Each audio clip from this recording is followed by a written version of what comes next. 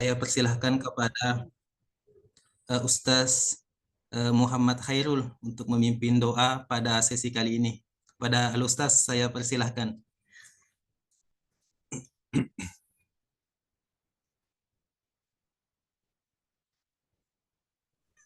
Baik, Ustaz Cek, Hairul cek. silakan. Langsung berhenti hujan ini kalau Ustaz Hairul berdoa. Silakan. Berhenti mesin, Ustaz. Oh, berhenti mi. Bilanja belum berdoa Oke. berhenti memang mi. Masya Allah. Ya, oke silakan. Jelas di suaraku, Ya, bagus bagus. Ustaz. Ya. Bismillahirrahmanirrahim. Sebelum kita memulai perkuliahan kita pada malam hari ini, langkah baiknya marilah kita bersama-sama berdoa kepada Allah Subhanahu wa taala agar senantiasa perkuliahan kita pada malam hari ini dilancarkan dan diberkahi oleh Allah Subhanahu wa taala.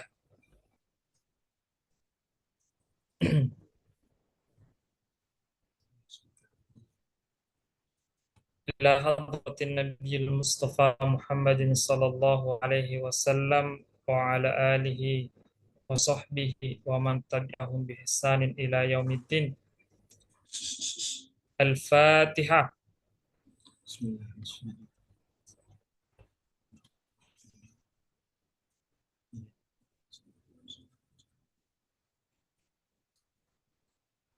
آمين آمين يا رب العالمين.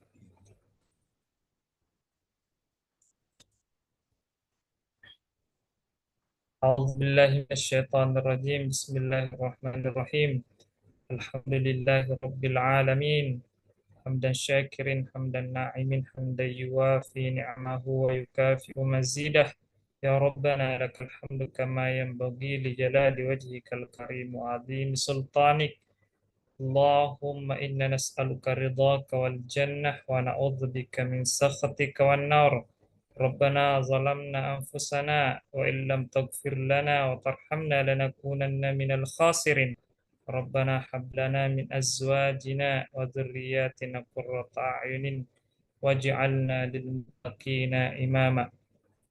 اللهم ارزقنا علما نافعا ورزقا واسعا. اللهم ربنا اغفر لنا ذنوبنا ولوالدينا وارحمهم كما ربنا صغارا. ربنا آتنا في الدنيا حسنة وفي الآخرة حسنة وقنا عذاب النار. سبحان ربك رب العزة عما يصفون وسلام على المرسلين والحمد لله رب العالمين. شكرا. Alhamdulillah, amin ya rabbal alamin. Selanjutnya, barangkali untuk mengefisienkan waktu, saya persilahkan kepada Saudara Aulia Rahman untuk memaparkan materinya kepada saudara. Saya persilahkan.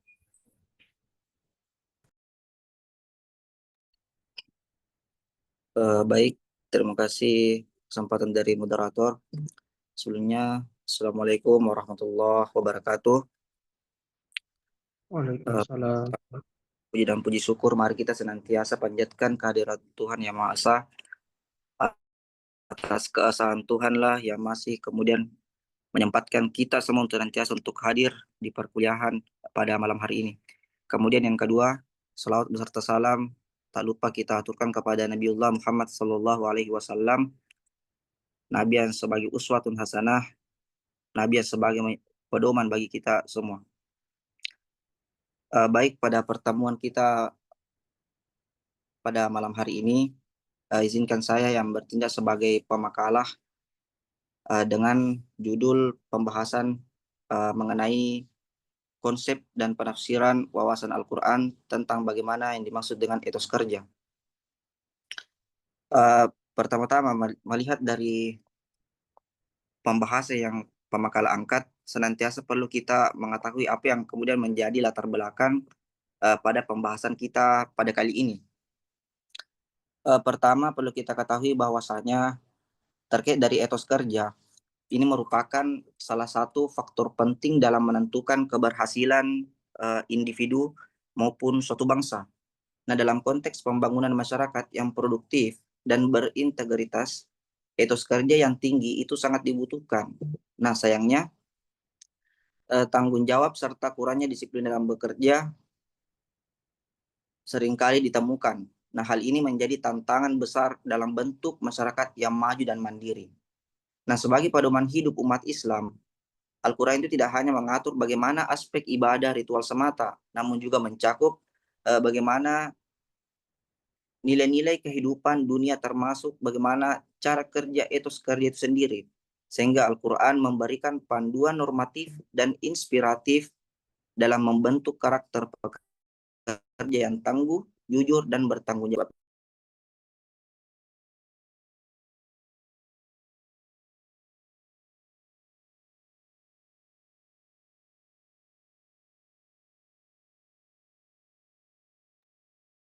Termutki. Aulia, mute. Unmute dulu, mute. Ya. Afwan Ustaz, sudah kedengar Ustaz? Ya. Baik, dari pembahasan pada malam hari ini, sekurang-kurangnya pemakalan mengangkat ada 3 rumusan masalah.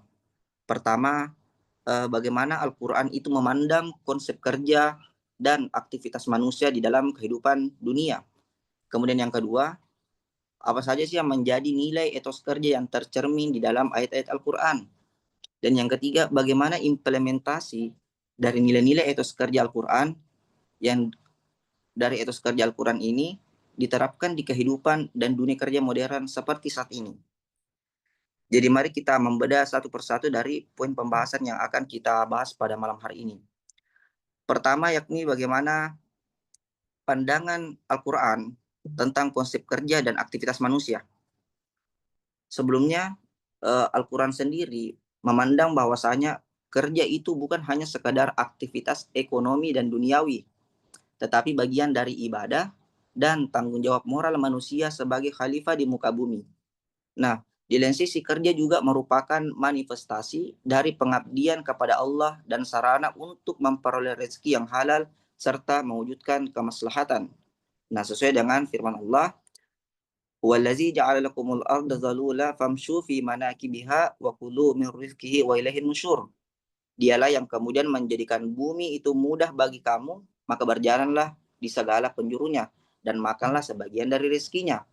Nah, dan hanya kepadanya lah kamu setelah itu dibangkitkan. Nah, dari ayat ini itu kemudian menunjukkan bahwasanya bumi adalah tempat kerja dan usaha manusia. Allah yang kemudian menciptakan sarana dan fasilitas yang memungkinkan manusia untuk beraktivitas dan berproduksi. Sedangkan dalam tafsir Ibnu Katsir sendiri, ayat ini memerintahkan manusia untuk tidak malas, tetapi aktif berusaha dan mencari nafkah yang secara halal. Nah, hal ini pun diperkuat di dalam Quran surah An-Najm, wa alaysa lil insani illa ma sa'a, dan bahwasanya manusia hanya memperoleh apa yang telah ia usahakan. Nah, sehingga ayat ini juga menegaskan bahwasanya bagaimana prinsip tanggung jawab dan keadilan itu hadir. Tidak ada hasil tanpa usaha. Tafsir Jalalain menyebutkan bahwasanya keberhasilan seseorang itu merupakan buah dari kerja keras dan ketekunannya sendiri, bukan dari orang lain. Dengan demikian pula, kerja dalam Al-Quran adalah tanggung jawab spiritual dan sosial, tetapi juga bernilai ekonomis, tetapi juga ibadah, selama dilakukan dengan niat yang benar dan cara-cara yang halal. Itu poin pertama pembahasan kita pada malam hari ini. Kemudian masuk pada poin kedua, apa-apa saja yang menjadi nilai-nilai etos kerja di dalam ayat Al-Quran. Pertama-tama perlu kita menelisik bahwasanya Al-Quran itu sendiri memuat sejumlah nilai etis yang berhubungan langsung dengan kerja. Di antaranya yang pertama ada yang disebut dengan kejujuran dan amanah. Quran surah Al-Ahzab menggambarkan sendiri bagaimana peran penting amanah sebagai tanggung jawab besar yang tidak sanggup dipikul oleh langit dan bumi, tetapi manusia menerimanya.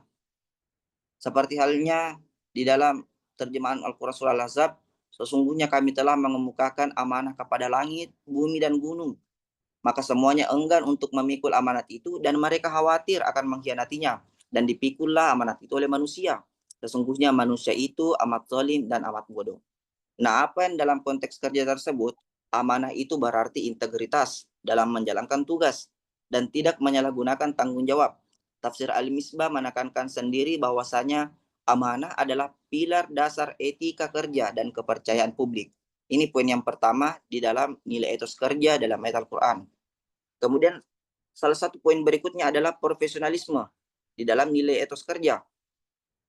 Dalam Quran surah Al-Qasas mengisahkan bahwasanya putri Nabi Shu'aib menyarankan ayahnya mempekerjakan Nabi Musa dikarenakan ya abatis tajrihu inna khaira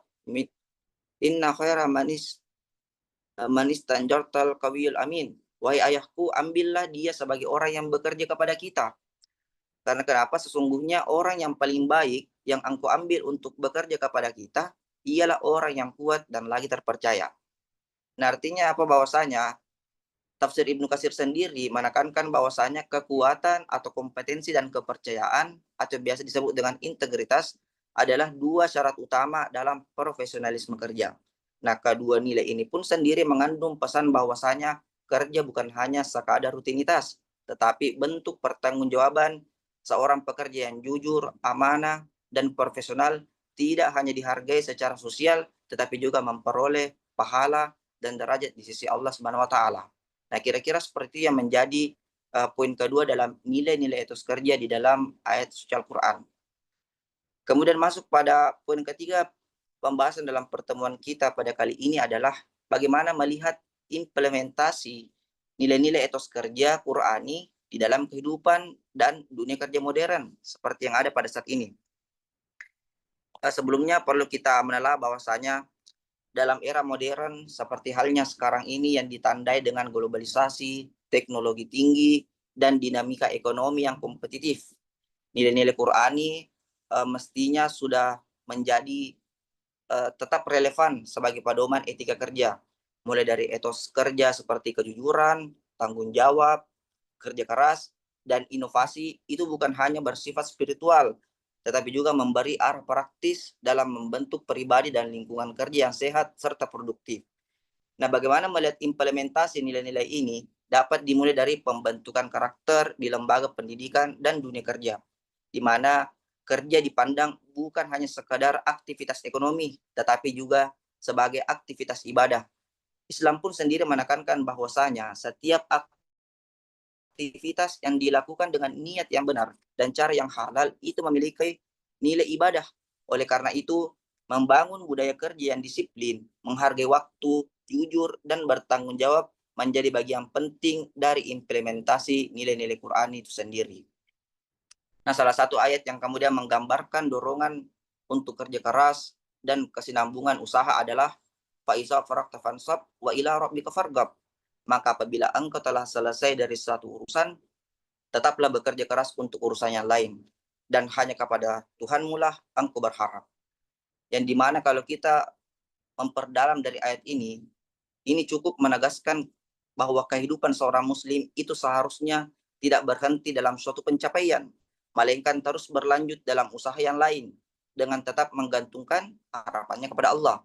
Ini selaras dengan prinsip kerja berkelanjutan dalam dunia modern yang menuntut bagaimana persoalan produktivitas, adaptabilitas, dan orientasi hasil yang perlu menjelaskan bahwasanya ayat ini mendorong manusia untuk tetapi segera mengarahkan tenaganya yang berlandaskan spiritualitas.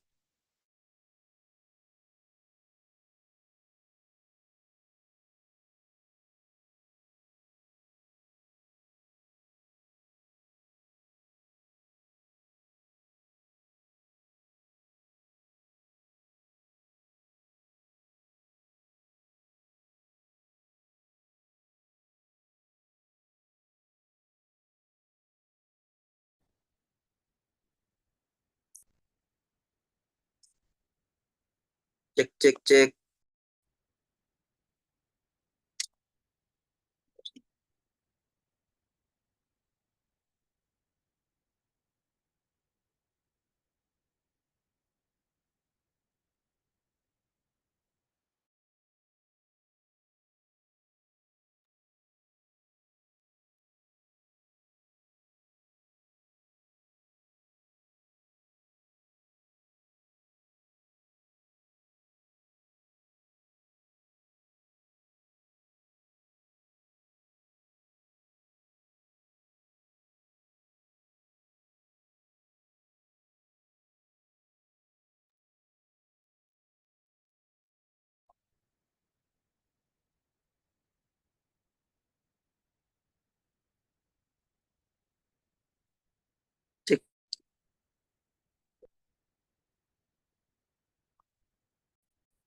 Nah, cek cek cek, masih terdengar teman? Terdengar, terdengar. Silahkan lanjutkan, Ustaz.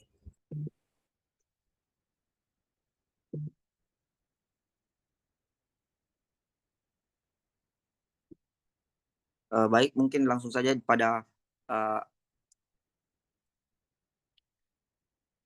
kesimpulan dari PowerPoint yang saya bagikan, bahwasanya bagaimana Al-Quran sendiri itu memandang kerja sebagai ibadah dan tanggung jawab moral yang penting bagi manusia.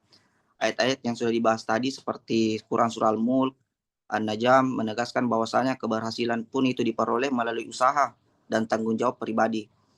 Sehingga nilai-nilai etos kerja dalam Al-Quran seperti kejujuran, amanah, profesionalisme menjadi pedoman bagi pekerja untuk berintegritas dan kompeten. Dalam dunia kerja modern, nilai-nilai Qurani ini relevan untuk membentuk pribadi yang disiplin, produktif, dan beretika. Mengajarkan pentingnya kerja keras yang berkelanjutan. Oleh sebabnya itu, dengan mengharapkan nilai-nilai ini, individu dapat menciptakan lingkungan kerja yang adil dan berkelanjutan, serta pun juga dapat keridhaan oleh Allah Subhanahu wa taala. Mungkin itu sekurangnya pembahasan dari pemakalah terkait bagaimana kita memandang etos kerja di dalam Al-Quran.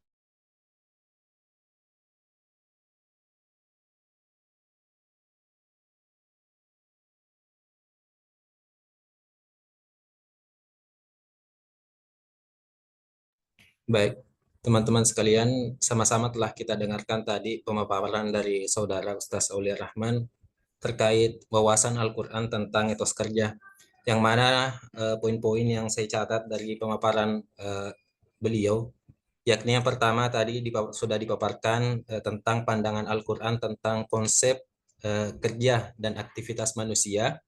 Kemudian nilai-nilai etos kerja dalam Al-Quran, di sini ada beberapa poin yang disampaikan, yakni poin kejujuran dan amanah yang terdapat dalam Quran Surah Al-Ahzab ayat 72, dan poin tentang profesionalisme yang terdapat dalam Quran Surah Al-Qasas ayat 26, serta poin terakhir yang disampaikan yaitu tentang implementasi nilai-nilai etos kerja dalam kehidupan dan dunia kerja.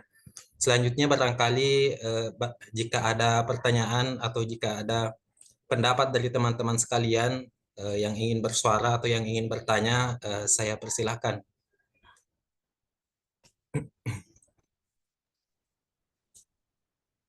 Tapi saya moderator.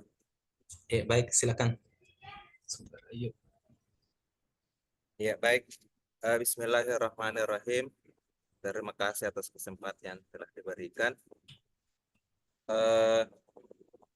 Tadi kita telah mendengarkan bersama pemaparan dari materi kita. Menarik sekali apa tadi yang telah disampaikan terkait etos kerja ini.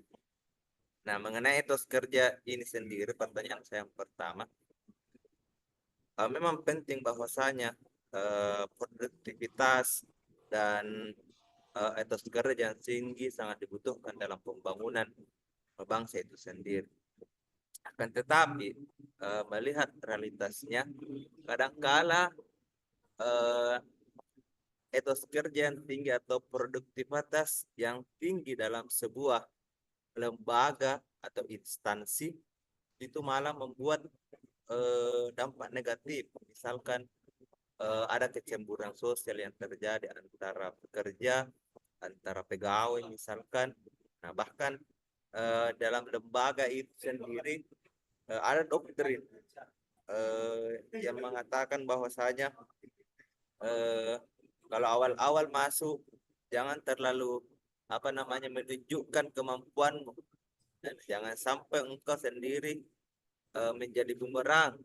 Nah, akhirnya engkau tidak disuka oleh rekan kerjamu, bahkan oleh pimpinan, karena terlihat menggebu-gebu dan akhirnya orang beranggapan bahwasanya terlalu cari muka, carmuk istilahnya. Nah, bagaimana pandangan saudara terhadap hal tersebut yang terjadi, yang di satu sisi kita dituntut untuk memiliki etos kerja yang tinggi, produktivitas yang tinggi, tetapi kenyataannya di lapangan, apalagi di negara plus 62 kita ini,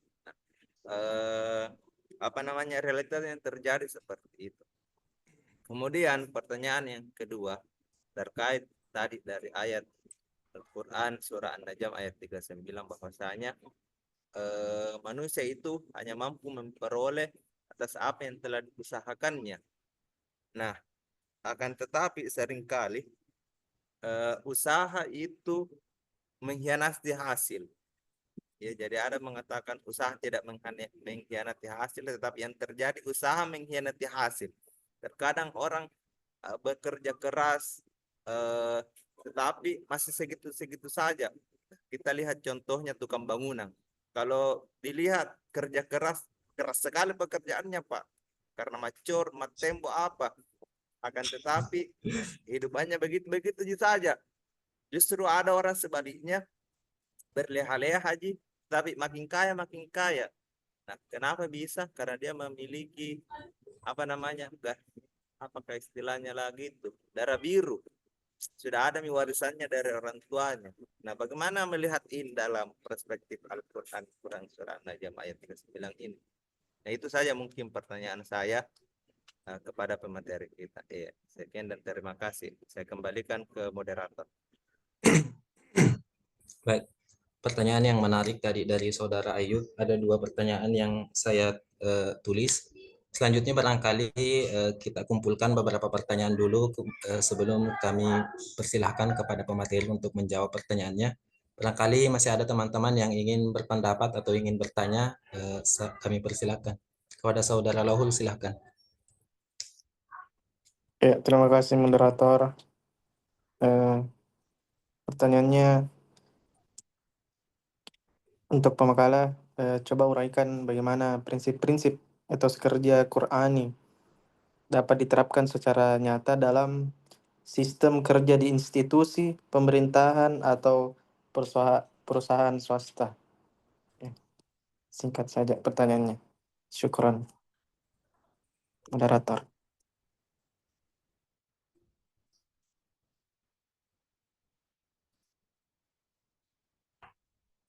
Baik, terima kasih atas pertanyaannya. Selanjutnya barangkali teman-teman masih ada yang ingin bertanya.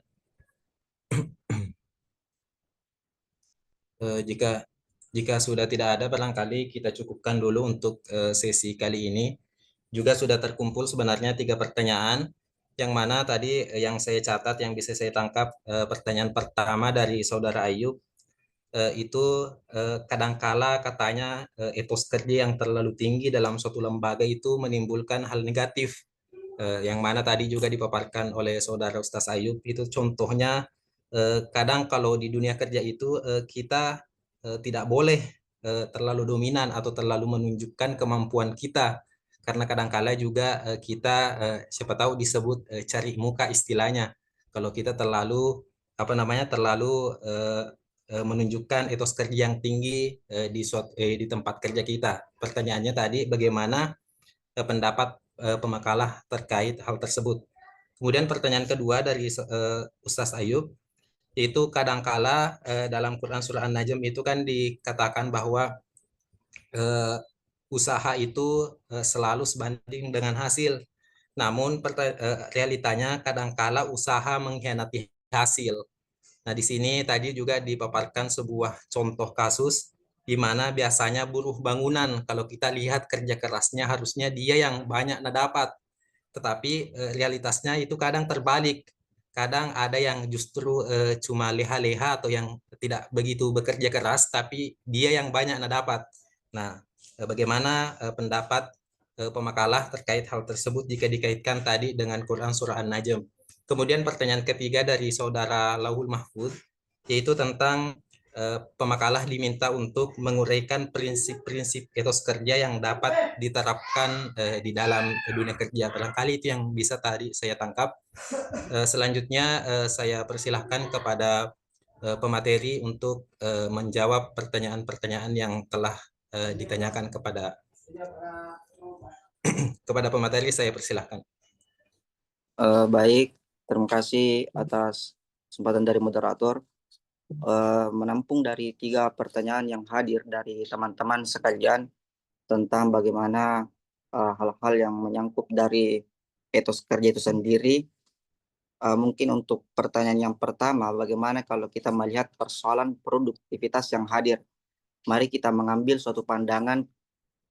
pandangan kacamata kita sebagai seorang karyawan terlebih dahulu. Apabila seorang karyawan itu sendiri dalam istilah terlalu mengedepankan etos kerja sehingga kemudian dikatakan cari muka, maka hal seperti ini perlu kita ubah, bahwasanya mindset kita itu hadir sebagai karyawan. Mindset kita itu hadir sebagai seorang yang mengedepankan dimaksud etos kerja tanpa memikirkan bagaimana mindset atau pikiran orang lain terhadap kita.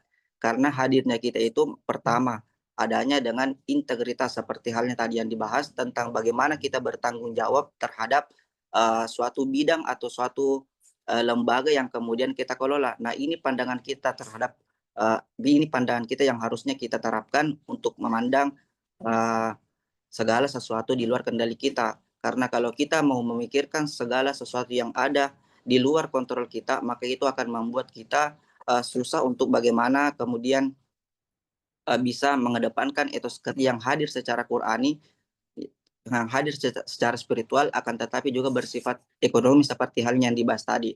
Artinya apa? Persoalan seperti itu saya rasa di dalam suatu kelembagaan ada yang disebut dengan SOP. Hal tersebutlah yang kemudian senantiasa perlu kita ikuti, perlu kita patuhi, dan sekurang-kurangnya kita menjauhi mindset kita dari pikiran orang lain bahwasanya ini terlalu kerja keras, ini terlalu etos, ini terlalu ingin dikatakanlah cari muka atau dan lain sebagainya.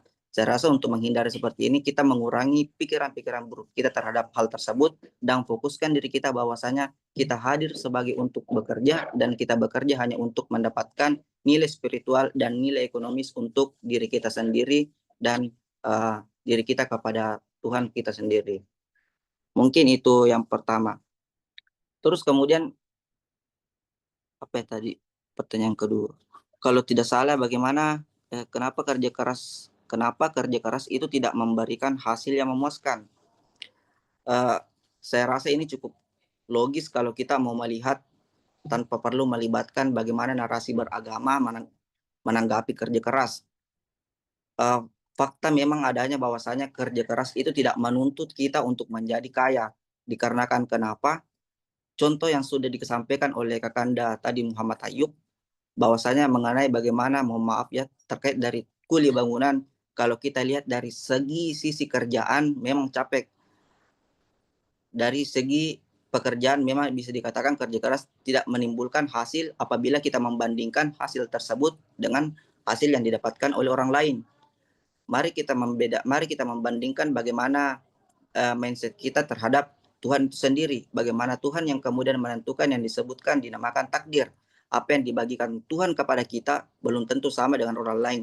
Apa yang menjadi kelebihan kita, apa yang menjadi diutuhkannya kita, mungkin tidak diterima oleh orang lain. Bisa saja semisalnya rezeki dari seorang kuli bangunan itu sendiri begitu-begitu saja, akan tetapi ada di sisi lain seperti keluarga yang indah, anak yang penurut, istri yang penurut juga kepada suaminya, dan lain sebagainya. Itu semua merupakan rezeki yang kemudian tidak dapat kita kalkulasikan jikalau kita bandingkan rezeki tersebut terhadap kalkulasi rezeki daripada orang lain.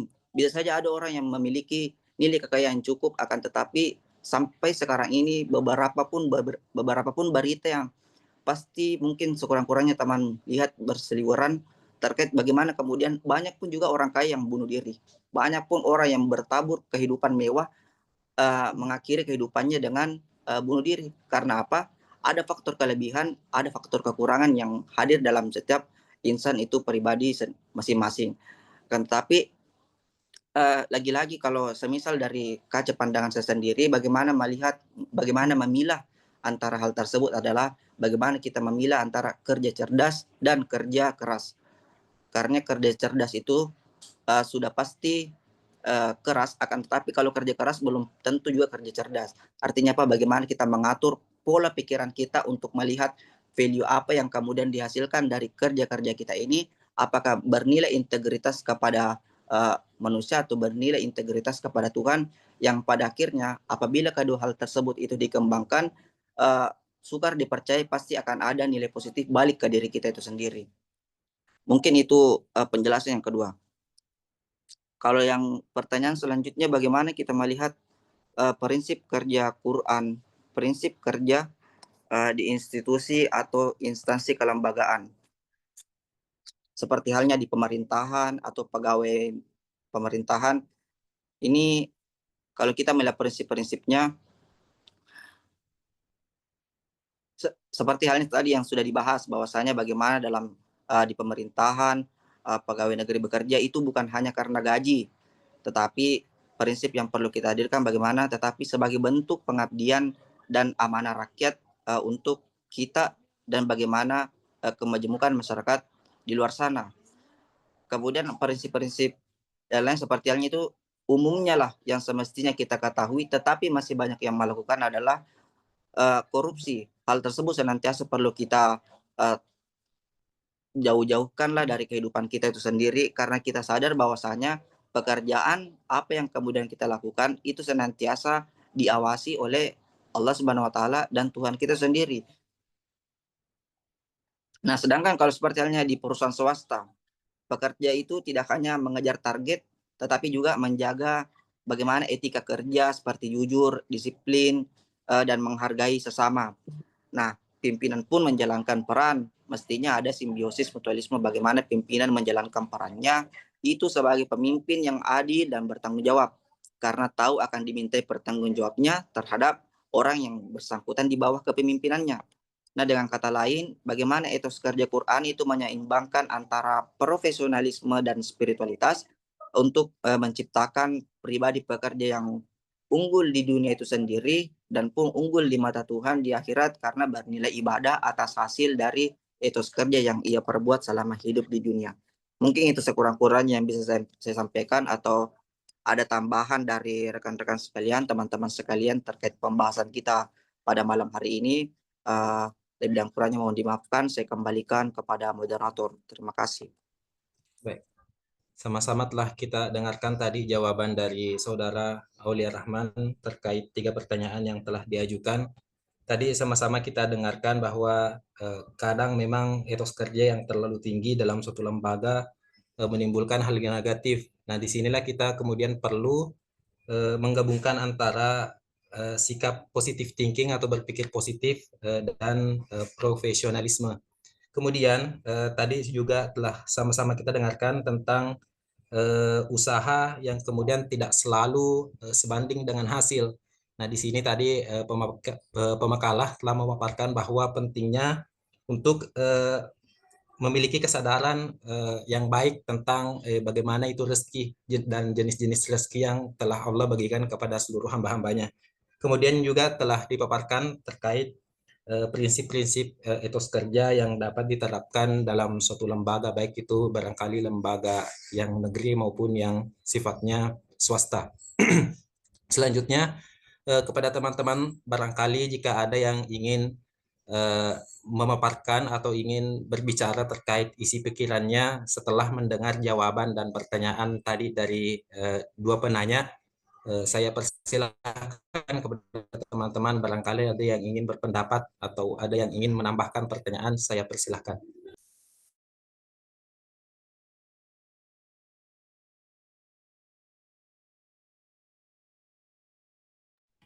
Sepertinya sudah tidak ada yang belum ada yang mau berpendapat atau memaparkan pemikirannya terkait pertanyaan dan materi yang telah disampaikan. Sebelumnya saya kembalikan terlebih dahulu kepada saudara penanya dari Muhammad Ayub dan saudara Lauhul. Apakah sudah puas terhadap materi atau jawaban yang telah diberikan tadi? Ya, baik. Saya ingin sedikit menanggapi. Sebetulnya tadi sudah cukup baik terhadap apa yang telah disampaikan materi kita. Tapi ada satu hal yang ingin saya kembali memberikan komentar bahwasanya pertanyaan kedua saya memang betul bahwa ya kesadaran diri perlu untuk dipahami bahwa nikmat Allah Subhanahu wa taala itu sangat luas. Nah, kan tetapi realitanya kan di lapangan bahwasanya usaha yang keras, kerja keras itu sendiri belum mampu untuk mengeluarkan seseorang daripada keterpurukan yang dialami atau kemiskinan yang dialaminya. Kalau misalkan kita terus-menerus kaum buruh misalkan diberikan nasihat menyadarkan dirinya, itu kan kalau saya berpendapat tidak akan menimbulkan solusi atau impact yang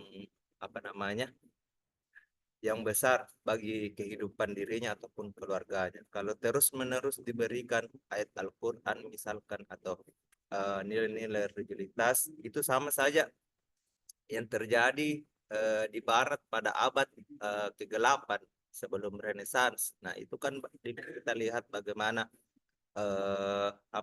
gereja itu terus-menerus mendoktrin umatnya, peradaban pada saat itu untuk memberikan makan dengan nilai-nilai keagamaan. Akan tetapi masyarakat pada waktu itu masih terkungkung dalam kemiskinan. Artinya yang pertama itu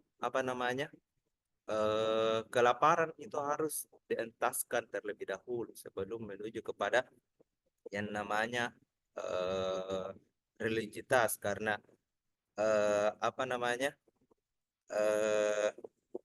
ya jadi harus seperti itu. Nilai kemiskinannya juga harus dientaskan juga terlebih dahulu. Jadi kerja keras, kalau saya berpendapat bahwasanya saat dalam yang diusahakan, saat dalam Al-Quran yang bermakna usaha itu sebetulnya tidak hanya kerja saja, akan tetapi harus juga dibarengi dengan akal pikiran yang sehat. Karena kan kemiskinan itu misalkan usaha tadi, seorang yang bekerja hanya bekerja, misalkan tukang yang bekerjanya begitu keras, itu juga harus memiliki kemampuan untuk keluar daripada kemiskinan tersebut yang dialami. Kira-kira seperti itu tanggapan saya saja. Ya, saya kembali kepada Ratu. Barangkali masih ada pendapat atau pemikiran teman-teman yang lain.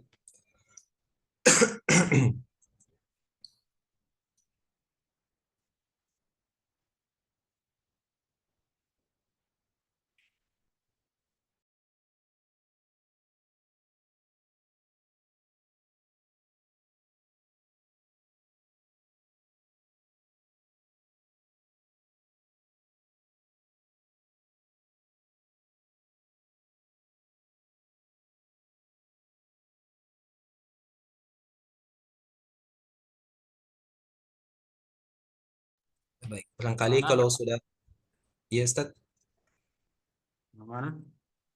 Di sana?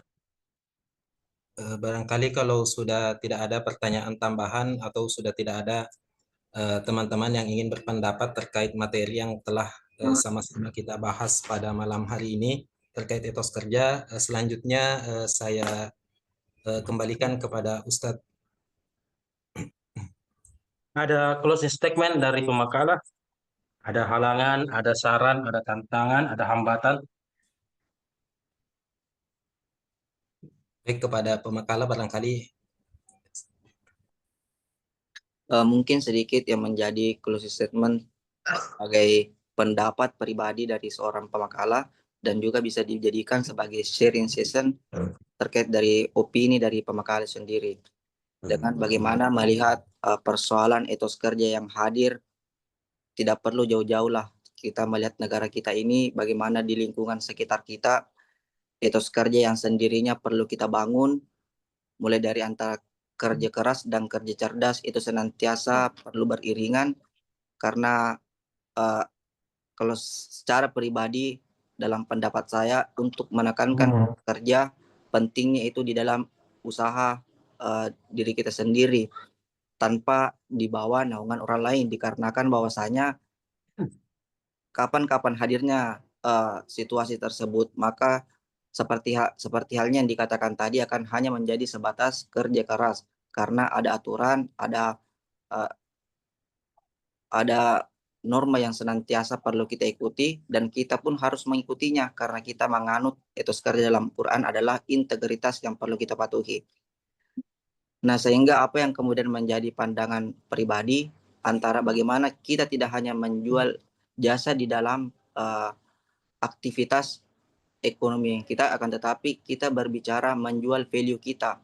Karena kalau kita lihat perbandingan antara seperti halnya tadi kuli bangunan yang dimana rezekinya itu saja, jika kita bandingkan orang yang misalnya trader, bagaimana kemudian saham dan aset lain sebagainya, itu berlipat ganda, akan tetapi kita tidak melihat di balik layarnya bagaimana progres yang kemudian ia hadirkan. Ada yang kemudian ia gadaikan seperti halnya waktu itu sendiri, bagaimana yang menggadaikan pertemuannya kemudian dengan kerabat, keluarga atau semacamnya demi menimba ilmu untuk mempelajari kerja-kerja cerdas seperti halnya orang-orang di luar sana.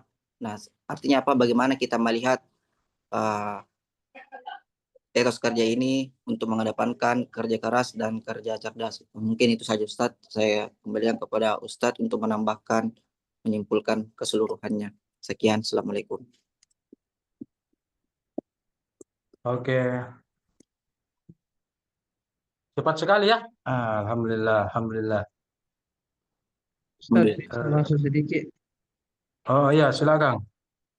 Tadi Iya, lupa habis. salawatnya, tapi nanti biar nih. Oke, lanjut silakan. Ya, minta maaf Ustaz, karena seharusnya sudah ditutup, tapi baru ingin bertanya ini Ustaz ini.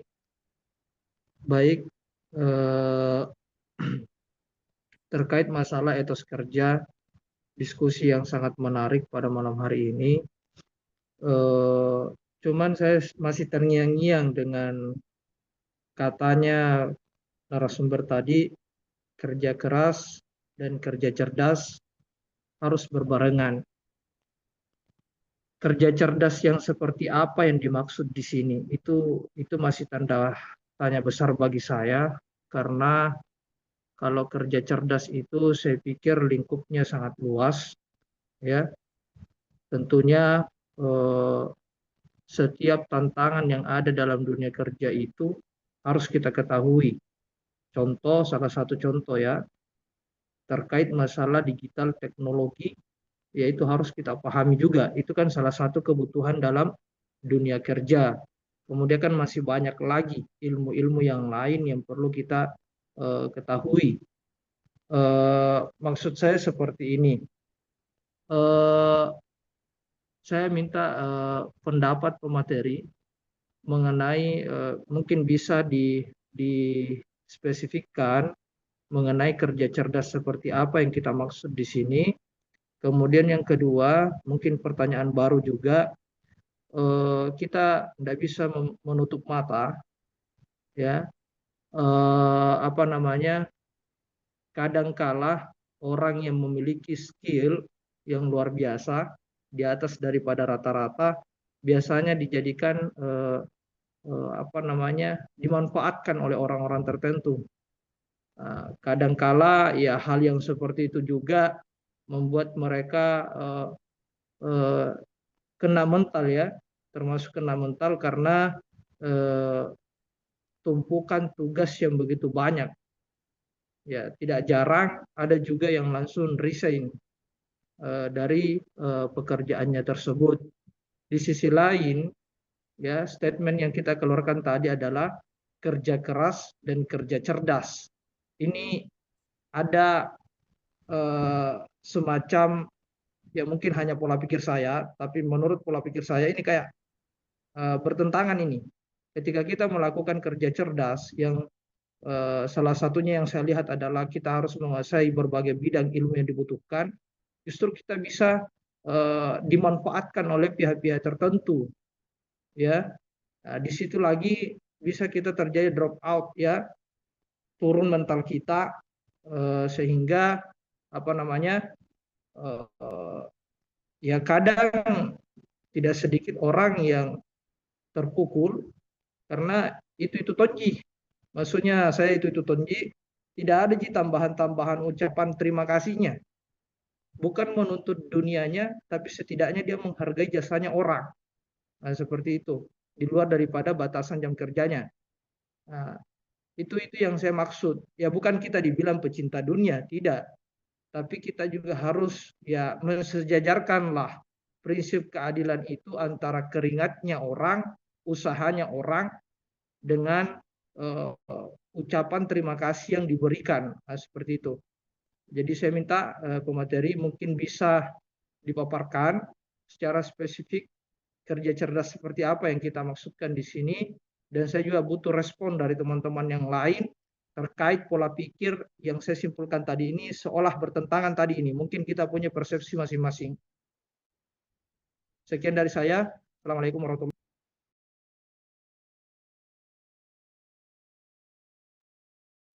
wabarakatuh. Baik, langsung saja moderator. Iya, silahkan kalau sudah ada jawabannya silahkan. Baik, mungkin sesingkat pengetahuan yang bisa saya sharing kepada teman-teman atau berbagi opini ya, ceritanya berbagi opini terkait bagaimana menyelaraskan antara kita melihat dalam ruang lingkup lah etos kerja. Taruhlah kita menyimpulkan ruang lingkup etos kerja itu ada dua, yang pertama kerja keras dan kerja cerdas. Yang dimana kalau kita lihat kedua hal tersebut, bagaimana kita menggiring kedua hal tersebut itu menjadi suatu persepsi yang sama. Artinya apa? Bahwasanya kerja keras dan kerja cerdas itu ada tupoksi masing-masing, yang apabila kita uh, hegemonikan antara kedua hal tersebut, itu dapat menjadi ada perubahan di dalam etos kerja yang kita ingin bangun. Kalau kita telah secara kalau kita telah mengenai kerja keras itu sendiri kan seperti halnya bagaimana dorongan tenaga dan niat. Taruhlah kita katakan seperti itu dulu. Kerja keras adalah dorongan tenaga dan niat, sedangkan kerja cerdas itu adalah bagaimana dengan menentukan arah dan strategi.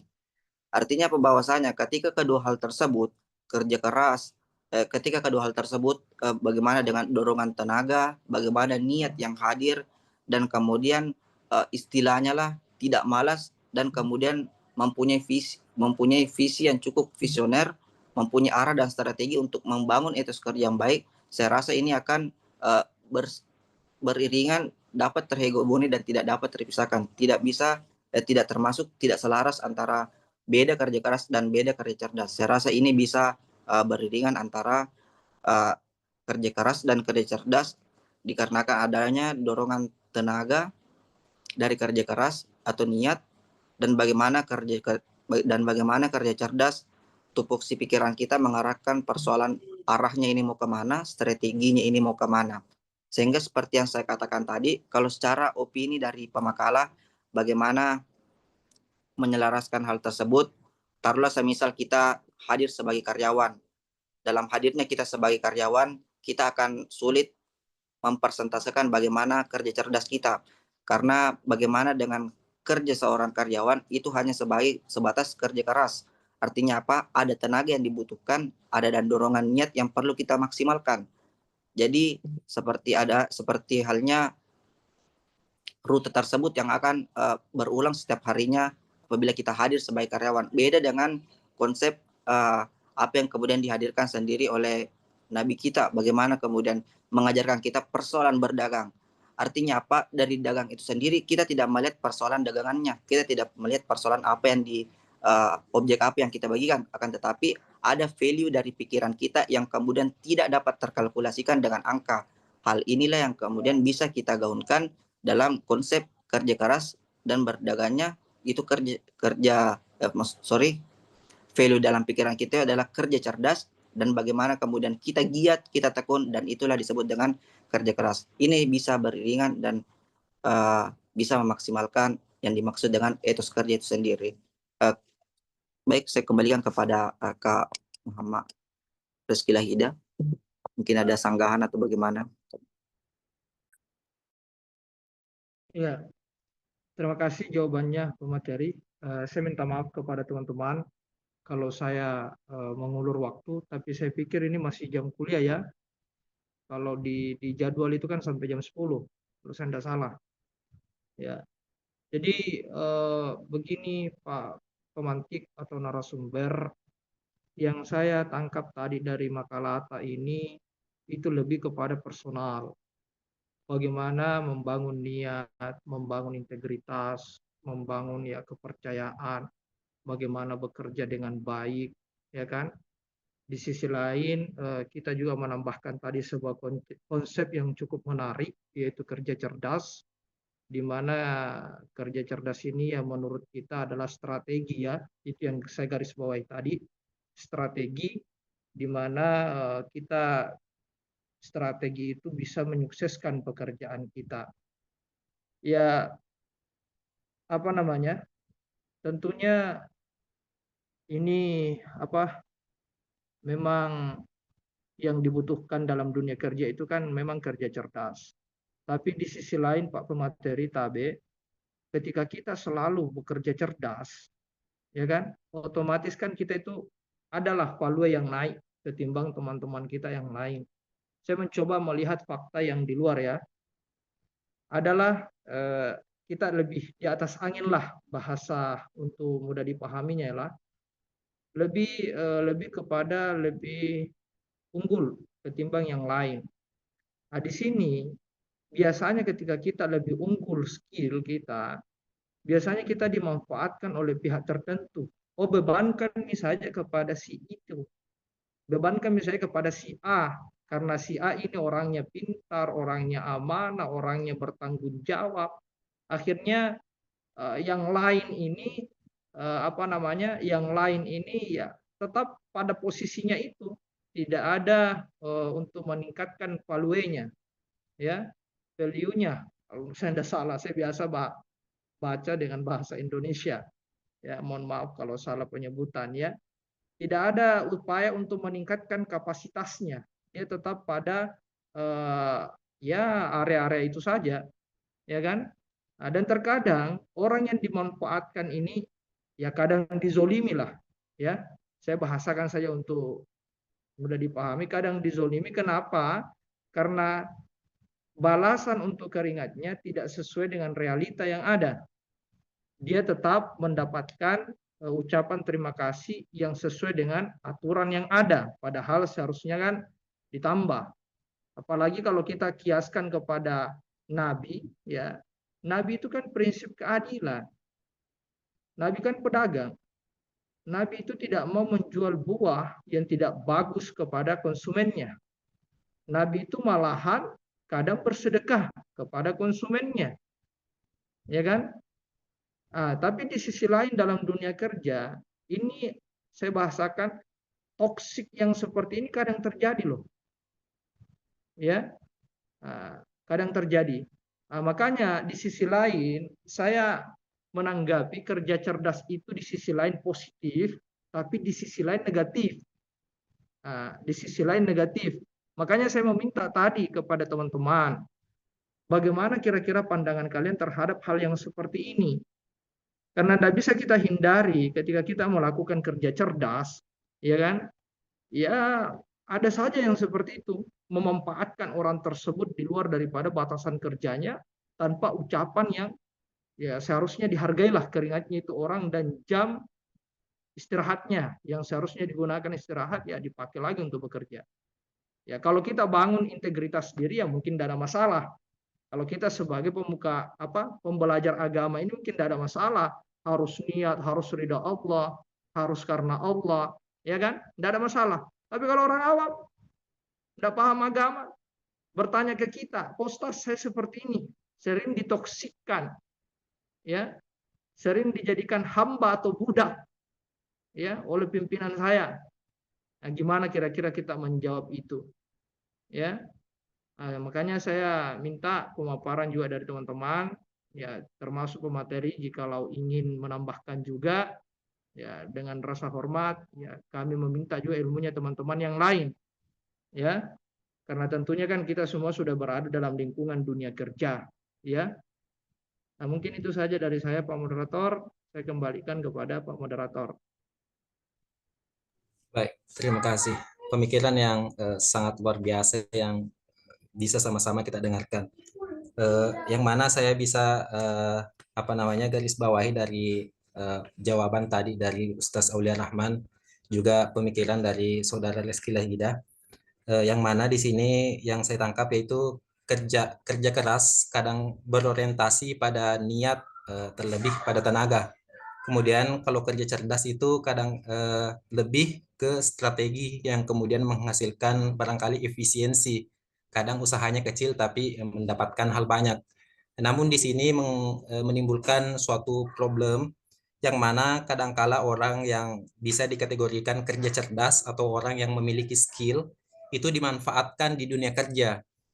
Nah, kadang tugasnya banyak atau tugasnya bertambah, tapi yang didapat itu tetap sama. Dan juga kadang ada suatu problem di mana orang yang kemudian misalnya sudah ada temannya yang bisa diandalkan, bisa misalnya segala hal yang di sini kita kategorikan yang kerja cerdas istilahnya. Kemudian orang-orang yang lain di sini atau mungkin rekan kerjanya justru tidak mau meningkatkan skill. Mungkin bisa kita katakan bilang, oh ada Jianu yang bisa, ada Ji ini yang bisa. Kemudian dia tidak mau tingkatkan skillnya atau tidak mau berusaha untuk mempelajari sesuatu atau eh, apa namanya berusaha untuk bisa kerja cerdas juga. Barangkali jika ada teman-teman yang masih ingin berpendapat atau ingin meluapkan pemikirannya terkait hal tersebut, terkait kerja keras dan kerja cerdas, barangkali saya persilahkan kepada teman-teman yang lain yang ingin berpendapat. Silakan.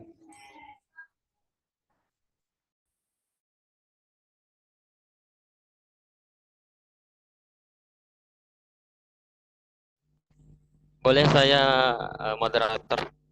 Iya, silakan. Saudara Fajar, silakan. Baik, terima kasih atas kesempatannya. Mohon izin, jadi ingin menyampaikan pendapat ya. Nah, kalau dari persepsi saya pribadi, orang yang memiliki value terkait kinerjanya, entah itu dimanapun dia kerja, ya barangkali sudah dianggap sepatutnya kalau dia memiliki value yang baik, maka orang-orang pun mungkin akan memberikan beberapa permintaan pertolongan lah kepada orang yang dianggapnya mampu gitu. Dan mungkin kayaknya ini terjadi di mana saja gitu, di ruang lingkup kerja apa saja sepertinya. Nah, terkait apa yang disampaikan dari saudara Rizky Lahida tadi, itu kayaknya identik pada personal seseorang yang memiliki tipikal people pleasure gitu, atau orang kalau itu bahasa psikologinya ya, kalau sebutannya tuh kayak orang yang gak enakan gitu. Nah, orang yang tidak enakan sebenarnya, ada cara dari dari tips beberapa dari ilmu psikologi itu sendiri, karena saya beberapa kali ada pernah diskusi gitu ya sama kawan-kawan yang ikut di jurusan itu. Kita tuh kadang ya boleh sebenarnya kita itu tegas pada diri kita sendiri gitu. Tegas dalam artian itu kita tidak harus mesti melakukan sesuatu yang di luar batas kemampuan kita, yang mana nanti itu akan terindikasi membebankan menjadi beban untuk diri kita sendiri gitu. Nah, jadi pada dasarnya ada nilai ketegasan untuk diri sendiri dan terhadap orang lain. Tegas dengan orang lain itu bagaimana maksudnya? Jadi kalau misalnya ini sudah dibebankan pekerjaan ini untuk diri mereka, orang tersebut, maka kerjakan tanggung jawab itu hingga selesai gitu. Bukan berarti kita tidak seharusnya memikirkan kalau misalnya saya menolak permintaan dari orang ini gitu kan, orang ini, maka nanti mungkin saya tidak bakal ditemanin atau gimana. Sebenarnya itu hanya afirmasi yang negatif yang muncul dari dalam diri kita sendiri gitu. Nah, jadi boleh kita sebenarnya untuk tidak tidak menerima segalanya dari orang lain. Yang penting kita udah dengan tanggung jawab kita, orang lain dengan tanggung jawab orang lain gitu. Nah, jangan sampai ada indikasi bahasanya tuh mereka aja tuh enggak memikirkan saya gitu. Kenapa saya harus memikirkan mereka gitu kan? Kalau bahasa sederhana itu biasa dialami oleh orang yang memiliki tipikal yang people pleaser gitu, orang yang tipikal yang enggak enakan dengan orang lain. Ya banyak faktor sih sebenarnya people pleaser ini kan.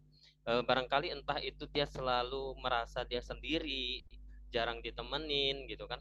Ya terus circle-nya tuh bahkan enggak ada gitu. Ya mungkin inilah yang menjadi faktor pendorong dia itu menjadi tipikal yang mungkin ini kesempatan saya memiliki teman gitu. Jadi secara psikologi itu ya ada tipikal caranya ya. Yang pertama tadi ya lebih tegas pada diri sendiri dan orang lain. Kemudian tidak terlalu memikirkan perasaan atau tanggapan orang lain ke diri kita gitu. Ya, terserah orang lain mau berpikir seperti apa kepada kita. Yang penting kita dengan value kita, kita dengan kinerja kita gitu kan.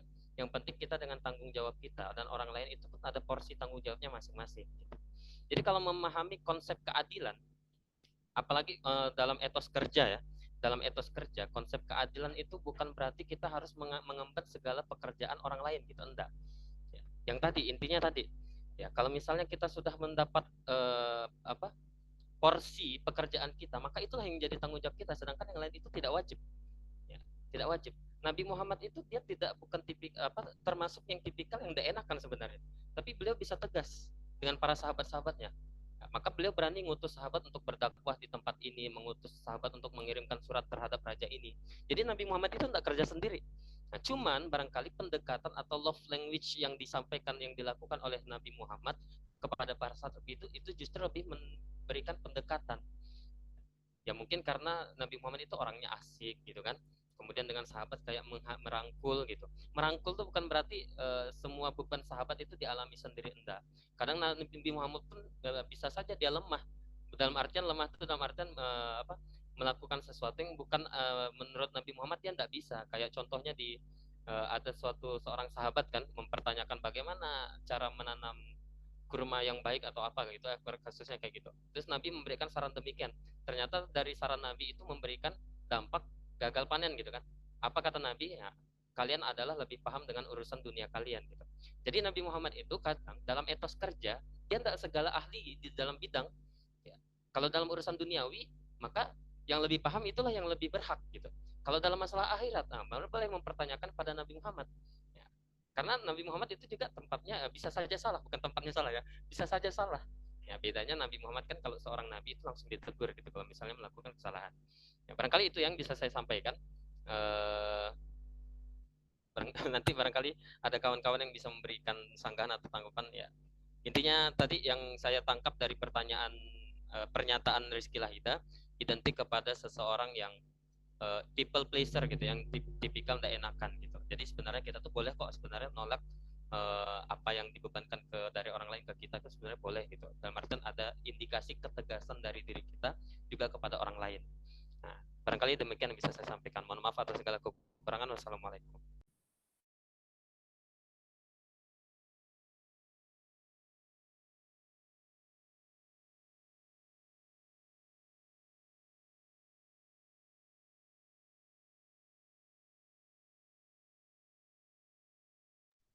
Baiklah, telah sama-sama kita dengarkan tadi pemikiran dari Saudara Fajar Ananda, yang mana dikaitkan dalam dunia psikologi itu ada istilah people pleaser atau orang-orang yang tidak enak menolak.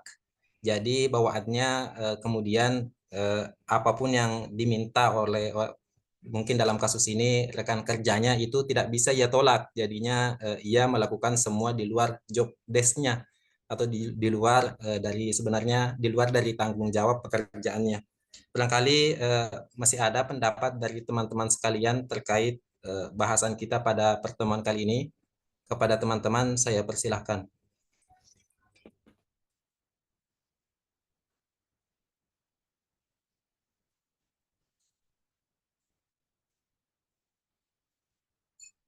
Barangkali kalau sudah tidak ada, selanjutnya saya kembalikan kepada Guru Tak, Ustadz.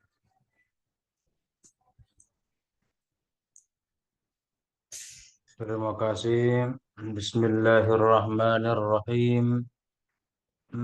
Assalamualaikum warahmatullahi wabarakatuh. Assalamualaikum warahmatullahi wabarakatuh. Alhamdulillah wassalatu ala rasulillah wa ba'du.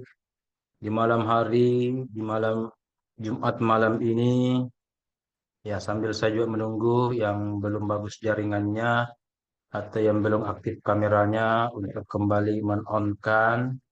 Mari kita sama-sama bersyukur, memuji, berzikir kepada Allah.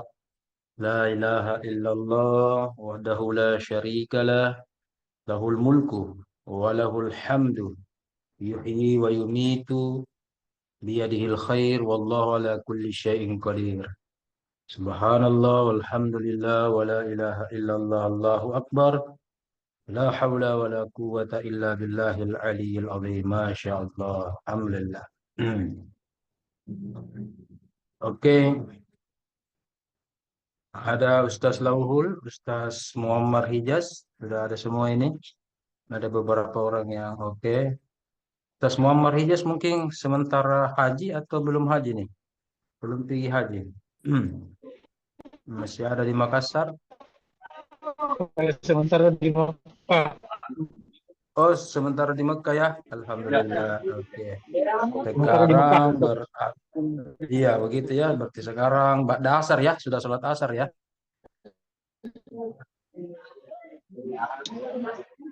Oke. Alhamdulillah, alhamdulillah. Haji tamat mungkin ya. Oke. Selamat. Sambil aktifkan saja anunya. Iya. Tahu usah suaranya. Iya. Oke, alhamdulillah. Luar biasa juga ini etos kerja, etos mengajar, etos belajar, etos beribadah, ya kan? Etos semua. Iya. Pemakalah, mana pemakalah? Apakah itu artinya etos? Iya, Ustaz.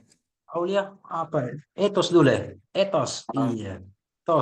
Etos. Apa itu etos? Kita berawal dari definisi dulu ini. Saya tidak lihat penjelasan kata etos. Apa itu etos? Tidak ada definisinya saya lihat. Karena baru saya dapat tadi ya. Langsung Apa tujuannya? Salah satu faktor penting tujuannya. Makalah ini bertujuan. Apa ya kalau etos ya? semacam Apa itu etos? semacam karakter Ustaz. Kan ini langsung dibandingkan dengan kerja. Jadi ini bagaimana melihat karakter kerja yang kita hadirkan Ustaz, jadi etos kerja. Bagaimana pola-pola kerja yang kita hadirkan Ustaz. Oke. Tidak ada di dalam makalah ya? Atau saya belum baca? Tidak ada Ustaz. Definisi. Anda ada kan? Iya. Oke. Nah, tadi kita berdebat sekian lama, tapi kita kembali dulu ke pondasi, ya. Ya, alhamdulillah. Saya rasa bagaimana langkah-langkah dari tafsir tematik, tafsir maudhu'i ini sudah dipelajari sebelumnya, ya. Bahkan mata kuliah mazahib sudah juga dibahas secara global, ya. Oke. Sebelum saya lanjutkan supaya makalah ini nanti kembali lebih beretos dan semua juga etos kerja makalah nanti lebih mantap. Saya lihat tadi daftar pustakanya 4, ya, 4, dan saya belum melihat ada kitab tafsir yang dikutip. Betul atau salah? Ustaz Aulia. Ustaz Aulia. Apa betul atau salah? Tidak ada saya lihat kitab tafsir. Saya cari atau beri Al-Misbah ke atau Ibnu Katsir ke. Apa ke tidak ada saya lihat. Tidak ada Ustaz. Tidak ada. Oke ya. Oke. Di lain sisi mungkin ada kesibukan ada juga apa. Tapi ingat kalau semester 3 itu 3 mata kuliah. Beda kalau kemarin ya, semester 1 5, semester kedua 5, ini cuma 3 ya, 3. Berarti makalahnya lebih sedikit. Tapi walaupun lebih sedikit, makalahnya berarti bisa lebih fokus. Kemarin kan banyak saya lihat alasan, Ustaz banyak sekali makalah, 5 mata kuliah, belum lagi Anda kerja, sibuk, mengajar, kantoran, dan seterusnya. Nah sekarang mata kuliah Anda cuma 3, ya. Jadi harus lebih mantap lagi, ya. Oke, itu dulu. Dan ingat jangan lupa karena kita jurusan tafsir, ikuti. Jangan lupa kalau ada ayat, mainkan itu cara kerja tafsir tematik. Ada Makkiyah Madaniyah. Di pelajaran Anda waktu semester 1 studi Quran juga ingat Makkiyah Madaniyah, Asbabun Nuzul. Waktu Anda juga bahkan S1, jangankan di semester 1 di Pasca. Waktu Anda di Usuluddin, waktu Anda di S1, Makkiyah Madaniyah, Asbabun Nuzul, Munasabah, ya kan? Kalau ada kosas, ada jadal-jadal, ada amsal, ada balago, pelajaran Anda kemarin balago atau qawaidut tafsir, maka secara umum, ya. Coba saya minta Hairul, coba sebutkan 3 mata kuliah Anda di semester 3. Sebutkan Ustaz Hairul. 1 ini tafsir tematik, apalagi? Tidak bagus jaringan Ustaz Hairul. Ada yang bisa sebutkan? Mukjizat. Kemujizatan Al-Quran dan living. Ya. Quran. Kenapa mata kuliah ini disimpan di semester ketiga? Singkatnya, 3 mata kuliah ini ya, Anda bisa ramu dengan baik kalau di semester 1 dan semester 2 Anda mapan. Contoh, Anda belajar living Quran, maka ada kan mata kuliah sebelumnya, metodologi penelitian. Kan harus mapan itu, dan seterusnya. Anda belajar tafsir tematik, berarti apa yang harus mapan? Banyak. Mazahib harus banyak, manahij harus mapan. Apalagi kawaidnya, studi Qurannya kan mapan semua itu. Dan lain sebagainya. Ya. Jadi mata kuliah di semester 3 ini aplikasi. Nah, kemudian tinjak lanjut dari semester 1, semester 2. Saya minta apa yang Anda sudah buat makalah atau apa yang sudah dengarkan, bahkan sudah punya nilai baik-baik semua, nilai A, minus, alhamdulillah baik-baik nilainya di kelas ini, itu buktikan di semester 3, bukan hanya sekedar nilai. Jadi buktikan, ambil itu cara kerjanya. Ya, kita kembali ke laptop, termasuk dalam mengelola tafsir tematik ini. Saya minta jangan lupa pelajaran ilmu Al-Quran, studi Quran kita. Ya, ada juga tafsir Quran bil Quran, ada Al-Quran dihubungkan dengan Al-Quran, dihubungkan dengan hadis, ada tidak pendapat sahabat, dan seterusnya. Ya, baik bil masurnya, bil ro'inya. Oke. Ya, oke. Saya anggap mungkin kemarin ini, mungkin Ustaz Aulia ada mungkin kesibukannya ke siang. Ya, mungkin etos belajarnya tinggi, tetapi mungkin ada kesibukan dan sebagainya, atau mungkin kesehatannya, kita berbaik sangka saja. Ya, oke, lanjut. Harusnya saya jelaskan ini di semester 9, di pertemuan ke-9 karena jatah saya, tetapi tidak apa-apa lah. Ya, tidak apa-apa lah kita di awal ini, dan semoga sudah dijelaskan sebelumnya. Dalam melihat, mengelola judul-judul tafsir tematik, judul-judul maudhu'i ini, ada 3 kasus yang beredar. Sebelum kita lihat dulu pendalaman. Ya, ada 3 kasus yang beredar. Ya, yang pertama, itu kasusnya adalah judul yang dia teliti memang ada termnya dalam bahasa Al-Quran. Saya ulang, ada termnya dalam bahasa Al-Quran. Ya, bukan bahasa Arab, jadi beda. Ya, beda. Saya katakan bahasa Al-Quran. Ya, karena kajian tafsir tematik bukan orientasinya bahasa Arab, tapi orientasinya bahasa Al-Quran. Term ini, istilah ini ada tidak dalam Al-Quran? Contoh kata zuhud dalam bahasa Arab. Mau Anda kajian tematik? Tidak ada kata zuhud dalam Al-Quran, walaupun sudah dalam bahasa Arab. Zahada tidak ada. Kalau ada yang mirip, yang merupakan isim fa'ilnya itu zahid. Itu pun 1 kali saja. Minaz zahidin. Oke. Bisa bermakna zuhud? Boleh. Tapi ketika tafsir tematik, cuma 1 ayat. Bagaimana kalau tematik baru 1 ayat? Ya, 2 ayat saja namanya muqaran. Kalau 1 ayat bagaimana? Kata diza dalam Al-Quran atau yaqatin itu artinya labu.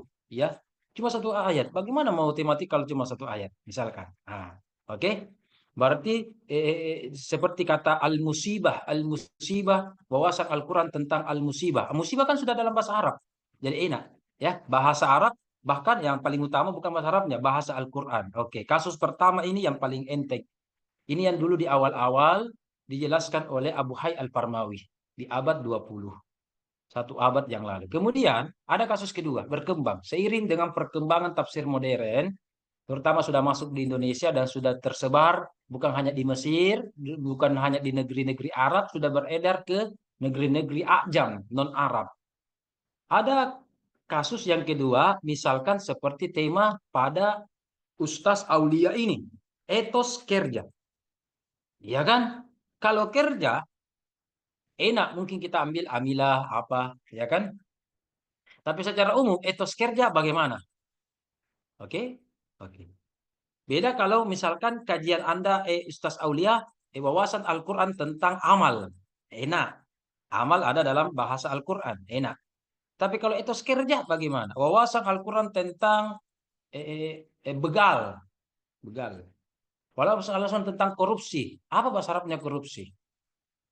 Saya sudah tanya beberapa teman itu secara umum tidak tahu bahasa Arabnya korupsi. Sudah lama tinggal di Arab. Kalaupun ia jawab, dia katakan al-fasad al-mali. Fasad al-mal. Kerusakan harta. Kerusakan harta. Banyak kalau kerusakan. Iya kan? Misalkan ini, ada uang tak 100.000. Robeki. Berarti rusak harta ketok. Iya robeki. Jadi, apa? Jadi sekali bahasa Arabnya. Nah, tapi kalau kasus kedua ini seperti kasusnya Aulia dan ini pelajaran bagi makalah-makalah selanjutnya, maka ingat, Anda harus tahu dulu definisi. Makanya di awal saya minta tadi definisi. Definisi dari apa yang kita bahas. Apa itu begal, apa itu korupsi, apa itu etos kerja. Tahu dulu definisi atau ontologinya. Banyak definisinya, Ustaz. Kalau begitu pilih dari berbagai definisi atau berbagai teori, pilih satu atau kumpulkan, Anda cari yang paling mendekati atau yang paling cocok atau bagaimana, kemudian Anda tarik indikatornya. Korupsi adalah begini, indikatornya mencuri, indikatornya apalagi mengambil hak orang lain dengan batil. Ada metodenya kan? Mencuri ada, mengambil bil batil ada tadi tentang penyalahgunaan amanah ada, menipu yukhadi'una ada juga. Itu indikatornya. Ya, indikatornya. Sama kemarin ada 1 tahun 2 tahun yang lalu senior Anda yang membahas tentang flexing. Flexing. Mana ayat tentang flexing? Saya juga tidak tahu apa bahasa Arabnya flexing. Apalagi bahasa Al-Qur'annya. Tapi ditarik dari teori, ditarik dari indikator. Flexing itu ada pamernya, ada sombongnya, ada apa ria, ada bahasanya riaknya, ya dan seterusnya. Barulah sombong. Kalau tentang sombong kan banyak dalam Al-Qur'an, tentang riak lebih-lebih dalam Al-Qur'an. Iya kan? Dan seterusnya. Begitu. Sama dengan etos kerja. Anda dulu tarik definisinya, kemudian ambil indikator-indikatornya, indikator-indikatornya. Dari indikator itu Anda tarik ayat-ayat apa yang cocok. Sehingga langkah kedua, setelah Anda tahu apa variabel, apa indikatornya, maka harus Anda bisa menjawab pertanyaan kedua, tapi bukan rumusan masalah. Berapa jumlah ayat dalam tema Anda? Musibah dalam Al-Quran, al-bala dalam Al-Quran, ahli kitab itu Prof. Galib yang bahas. Al-bala dalam Al-Quran, Prof. Mardan yang bahas. Itu dikumpulkan berapa ayat? Al-bala, berapa ayat ahli kitab? Sekian. Nah, Aulia Rahman, Ustaz Aulia, kalau etos kerja, berapa ayat yang membahas tentang etos kerja? Apa jawabannya Ustaz Aulia? Garuk-garuk kepala. Iya, itu Mi. Itu bisa balu. Berapa? Ya, enggak ditahu. Iya kan? Untuk itu sebelumnya tadi perkuat definisi. Definisi kerja. Oke. Kerja. Bukan amal ya. Kalau amal enak. Amal kan sudah enak bahasa Al-Quran. Amal, amilus solihat. Tapi kalau kita kerja. Mari kita lihat bahasa Arab, bahasa Al-Quran kerja. Ada bantu saya. Apa bahasa Arabnya kerja? Nah, kalau bekerja bisa saya tulis di kolom chat ya. Saya di kolom chat saya tulis. Ya. Sambil yang lain bisa bantu saya. Kira-kira kalau kita bekerja, bahasa Indonesia kerja ya. Tapi kalau kita mau lihat bahasa Al-Quran, dalam hal ini bahasa Arab, bahasa Al-Quran, apa kata apa bahasa atau apa kosakata kerja dalam bahasa Al-Quran? Saya kasih contoh di sini, amilah. Ya kan? Satu. Ada lagi yang bisa membantu saya? Fa'ala. Fa'ala yaf'alu. Kerja juga kan? Makanya kata kerja apa? Fi'il madhi, fi'il mudhari. Kan kerja juga. Ya kan? Oke. Apa lagi? Ada yang bisa bantu saya? Ada 5 atau sampai 7 itu kalau tidak salah. 5, 6 itu. Ada banyak kata-kata yang sinonim. Bukan sinonim. Yang mendekati makna kerja. Apa lagi? Amila, fa'ala. Apa lagi? Ada yang bisa bantu saya? Tidak ada. Ayub, Ustaz Ayub. Kenapa Ustaz Ayub? Sa'a yang usaha. Sa'a boleh. Ada tadi ayatnya bagus sekali dalam surah An-Najm. Dalam juz Amma juga ada. Ya, sa'a artinya berusaha. Ini yang dilakukan Ustaz tidak ada. Tidak ada. Ustaz Muammar Ijaz. Sa'i, orang yang bersa'i bagaimana? Iya kan? Ustaz Lauhul pernah umroh. Iya kan? Bagaimana orang bersa'i? Berusaha. Nah, ada usahanya. Usaha lari-lari, jalan-jalan. Ya, oke, sa'i. Sa'a. Oke. Apa lagi? Masih banyak. Di Kalau antaranya nasyara Ustaz, kasabah. Apa? nasyara fantashiru. Faidza qudiyatis sholatu Bersebar, fantashiru menyebar. Intasyara, menyebar. Fantasyiru. fil ardi. Faidza qudiyatis Nasyara sholatu. artinya menyebar ya, menyebar. Iya, Oke, bisa saja bertebaran. nasyara menyebar. Oke. Anda lihat secara umum menyebar. Syugul. Syugul dari kata sibuk ya. Apa? Begitu.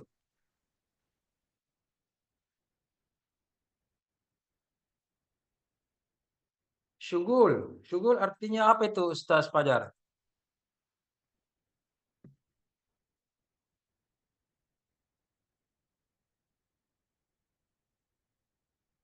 Syugul sibuk ya. Secara umum syugul ya. Fi syugulin ya. Fi syugulin. Oke, dalam Al-Quran itu kata syagala, syugul. Oke. Secara umum satu kali, dua kali lah dalam Al-Quran. Oke. Syagala. Kalau kulu Beberapa kali dalam Al-Quran ya. Syagala dari kata sibuk ya. Syagala. kalau kulu Kenapa? kulu Ustaz, kulu mimma fil ardi Jahada. halalan thayyiban. Halalan kulu makan. Oh, makan juga berusaha kerja. Oh, jahada. Jahada berusaha. Oke, bagus. Oke. Oke, bagus. Jahada berusaha, bagus. Kasaba, nasyara, stragala, jahada. Kemudian kerja juga itu dalam Al-Quran sona'a. Sona'a. Bima kanu yasna'un. Bima kanu yasna'un. Oke? Oke. Sudah. Kasabah, sudah ada kasabah tadi? Ada nih. Ini banyak sekali nih. 1, 2, 4, 5, 6, 7, 8. Banyak sekali. 7, 8 kali. Oke? Kemudian Anda lihat alurnya. Anda lihat itu. Dilihat. Kata yang paling dekat. Kumpulkan ayat-ayat tentang itu. Harus ada pra penelitian. Makanya harus dulu bisa membedakan. Kita pelan-pelan dulu.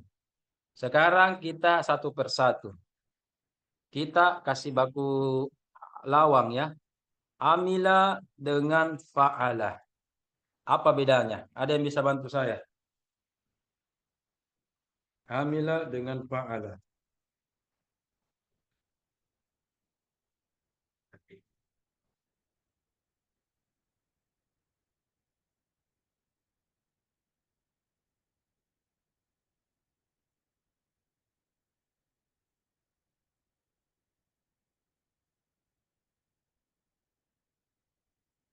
Ada yang bisa bantu saya? Tidak ada? Kalau amila itu Ustaz lebih identik pada pekerjaan khusus gitu. Fajar. Iya, besar-besar sedikit Fajar. Apa tadi? Amila itu lebih identik pada pekerjaan yang khusus gitu. Amila pekerjaan khusus. Kalau fa'ala? Kalau fa'ala lebih umum. Pekerjaan Tunggu. Sekarang saya akan tanya Ustaz Fajar. Mada taf'al? Mada ta'mal? Coba jawab. Kalau saya tanya, mada taf'al? Mada ta'mal? Apa jawabannya masing-masing? Coba. Silakan jawab dan jawab sendiri. Bertanya dan jawab sendiri. Coba. Ustaz Fajar, silakan. apa ya? Kalau saya katakan, Ustaz Ayub, maza taf'al? Maka Anda bisa jawab, ajlisu. Saya duduk. Maza taf'al? Ashrabu. Minum nggak? Iya kan? Dan seterusnya. Oke, bagus. Tapi kalau ditanya, maza ta'mal? Apa jawabannya Ustaz Fajar? Maza ta'mal? Maza ta'mal? Anda bisa jawab. atlubul il atau talibul il, ana talibul il. Saya mahasiswa atau ana mudarris, saya guru. Muazzab, saya pegawai. Ya, saya apalah. Oke, oke. Berarti apa? Berarti apa? Ketika fa'ala itu pekerjaan yang sementara. Atau istilahnya kegiatan aktivitas sementara. Amila kegiatan yang terus-menerus. Terus-menerus. Terus berulang. Makanya jangan bosan-bosan buat makalah. Minggu depan makalah masih ding. Makalah masih ding. Belajar masih ding. Tidak dirasa nah. Hari Jumat, hari Sabtu, kuliah masih seding. Misalnya gitu. Tidak boleh begitu. Memang Anda tolib. Mohon maaf, siapa sini saya paksa. Ayub, masuk ke di pasca. Kalau tidak, kupukulku. Siapa sini saya paksa? Tidak kupaksa saja ki. Herul, masuk. Kalau tidak, kuanu. Masuk ke dia, kuliah ku cepat. Kalau tidak, ndak kasih makan kau. Tidak kupaksa ki. Tapi karena sudah makin mendaftar, mau kita jadi mahasiswa, oke, bertambah profesi tak selain sebagai apa, ya kan? Oke, sebagai guru, sebagai pengajar, sebagai apalah di situ staff. Oke, berarti kalau kita sebagai tolib, begitu tak ulang-ulang. Makalah kuliah, apa, belum lagi tesis dan seterusnya. Itu ya. Oke, lanjut. Makanya dalam Al-Quran misalkan surah yang paling pertama atau yang kedua Anda hafal itu biasa kalau kecil.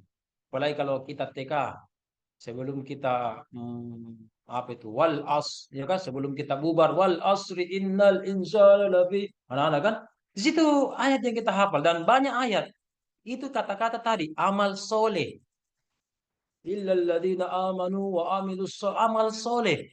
Pertanyaannya, kenapa bukan fiil soleh? Kenapa bukan fiil soleh? Kalau fiil soleh, misalkan amal soleh apa diantaranya? Sholat duhur ya, sholat isya tadi. Oke.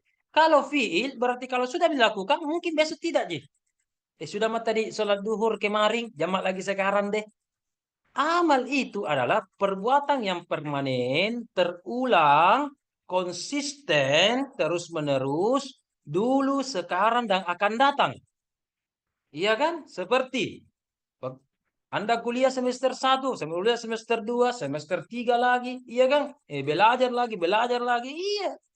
Kayak minggu lalu Anda kuliah, sekarang Anda kuliah. Minggu depan masuk kuliah lagi. Iya kan? Begitu. Maka Allah katakan kita itu ketika sudah punya iman, ingat harus ada amal soleh. Jadi kata-kata amal soleh, walaupun belum ada kata istiqomah di dalamnya, sudah include di dalamnya. Kata amal soleh itu sudah ada istiqomah. Namanya orang beramal soleh harus istiqomah. Iya kan? Sesreski sudah minta di sholat isya. Jadi besok jam lagi sholat isya di sesreski. Bagaimana?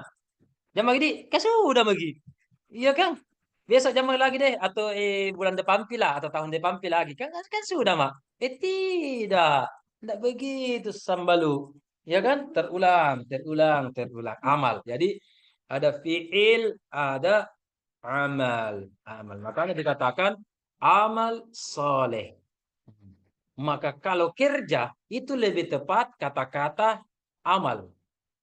Etos kerja lebih tepat kata-kata amal daripada fiil.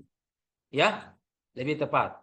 Nah, coba kita lihat bagaimana cara kerja di dalam Al-Quran. Tadi dikatakan amal soleh. Apa itu soleh? Iya kan? Apa itu sih soleh? Kalau istri hanya istri soleha, itu soleh. Kalau amal soleh bagaimana? Salah, ya amal saleh, bukan amal salah. Dalam bahasa Arab nanti dikatakan soleh kalau dua hal. Nah, nanti dihubungkan dengan etos kerja. Kursi itu anggaplah memiliki 4 kaki. Ketika ada sebuah kursi cuma memiliki 3 kaki atau cuma 2 kaki bahkan, maka itu namanya kursi tidak soleh. Kenapa? Tidak sempurna, cacat, ya kan? Dan tidak normal. namanya amal soleh. Anda sholat zuhur, sholat isya, harus Anda kasih sempurna rukunnya, syaratnya. Hari ini kalau sholat isya maka berwudu, besok jangan pakai berwudu deh. Hari ini saya mau menghadap ke barat, besok menghadap ke timur deh. Tidak, harus sempurna. Hari ini saya menutup aurat, besok jangan menutup aurat. Tidak, kasih sempurna. Ya kan, kalau 13 rukun sholat semuanya lakukan. Kalau berapa syarat-syarat sholat, lakukan, tunaikan semua. Nah, begitu. Maka sholat dikatakan soleh sempurna. Tidak cacat dan tidak ada yang kurang secara umum. Ya, dalam hal ini kalau ilmu fikih, wajib atau rukunnya. Beda kalau sunnah ya. Lain-lain kalau sunnah-sunnahnya. Itu tambahan. Oke, lanjut. Yang kedua, nanti dikatakan soleh kalau itu berguna. Saya punya kursi, tapi saya simpan di gudang. Simpan di gudang, ada tikus, ada bahkan sudah tai cicak, mohon maaf, misalkan. Sudah berdebu, kotor, dan seterusnya. Maka kursi itu tidak soleh, walaupun jumlah kakinya 4, tidak soleh. Tidak berdaya guna. Maka dikatakan amal soleh. Dalam hal ini etos kerja. Nah, nanti kalau bagaimana tadi sudah sempurna dan bermanfaat bagi diri sendiri, orang lain, keluarga, tetangga, iya kan? Dan seterusnya. Begitu. Maka Al-Quran mengatakan amalnya diulang-ulang, diperbaiki, konsisten. Kemudian ketika melakukan dengan cara soleh, begitu pula orang kerja. Jangan setengah-setengah. Ya kan? Sudah terangkat, sudah apa, sudah ini, sudah lulus, sudah diberi kesempatan. Baru begini. Tidak. Konsep amal soleh, kerjakan dengan keras. Kerja keras, kerja secara konsisten. Begitu. Ya, amal. Kemudian tadi ada kata-kata kerja dengan cerdas. Dalam kajian bahasa Arab, selain kita melihat mushtaq, apa itu mushtaq? Akar kata ya. Akar kata. Coba tadi amal, amilu, ya'maluna, amil, itu kan kata-kata kerja. Jadi itu semua ayat tentang kerja. Untuk melihat mushtaq juga dalam ilmu bahasa Arab semantik ada juga namanya, ada mushtaq kubro, ada mushtaq sugro. Oke? Yang mana itu? Misalkan amal juga saya katakan bisa mushtaq atau akar kata amal itu ain, mim, lam. Saya katakan akar katanya itu juga adalah alimah. Coba lihat antara amilah versus alimah. Coba lihat hurufnya sama. Ini dalam juga termasuk mushtaq, akar kata dalam bahasa Arab. Ya, maka orang beramal harus berilmu, harus cerdas. Tidak ku tahu cara berwudu, jangan apa belajar berwudu deh. Tidak ku tahu caranya hendak ku hafal ki tahiyat. Jangan apa yang hafal ki tahiyat deh. Tidak. Harus tahu, wawasannya tahu, harus berilmu. Ya kan? Mana dalilnya tadi kerja cerdas? Ini orang beramal dalam Al-Quran. Ingat, kajian derivasinya, kajian akar katanya. Amal, ilmu.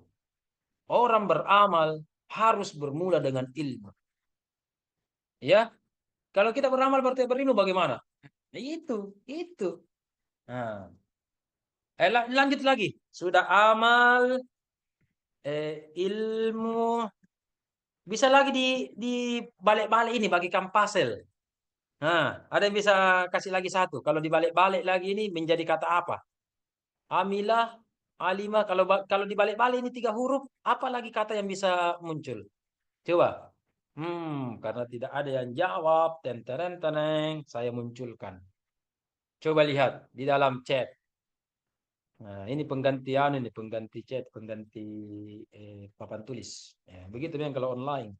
Ya, papan tulisnya juga online. Apa bacanya? Lama'ah. Bukan lama'ana, bukan lama'ana lain itu gitu.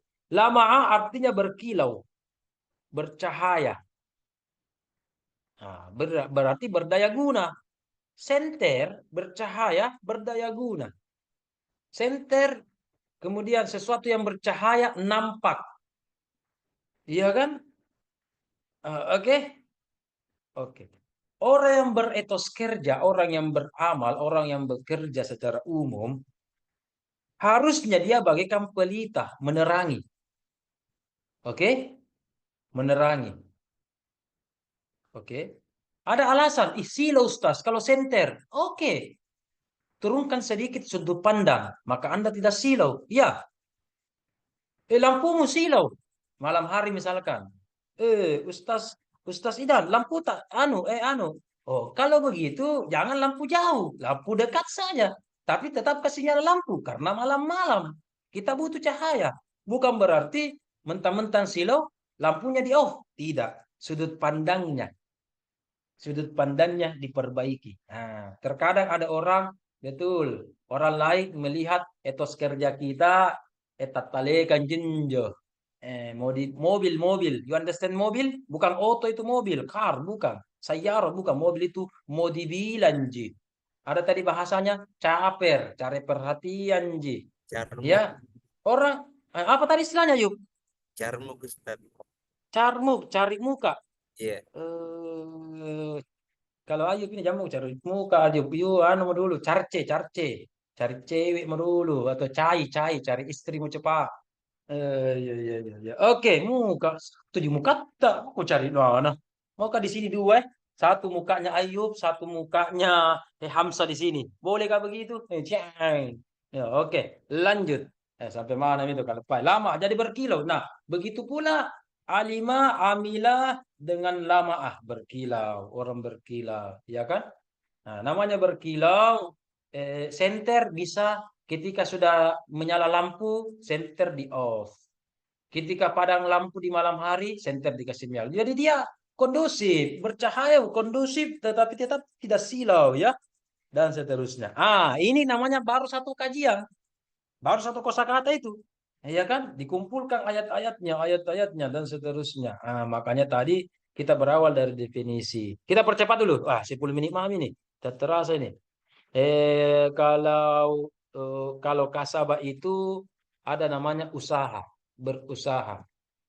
Tapi cenderung kasabah dalam Al-Quran itu bisa bermuara positif, bisa bermakna negatif, ya. Ya, berusaha. Sa'i itu juga berusaha, tetapi makna dasarnya sa'i itu adalah lari-lari kecil.